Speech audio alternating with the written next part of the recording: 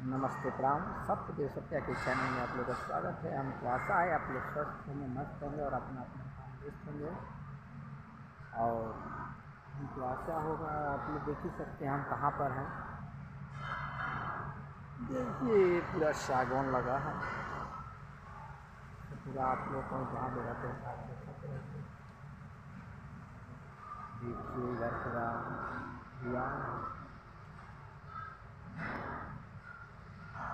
आप लोग हमारा वीडियो फुल वॉच में देखिए और वीडियो को ज़्यादा से ज़्यादा शेयर कीजिए दूसरी जगह, ठीक है।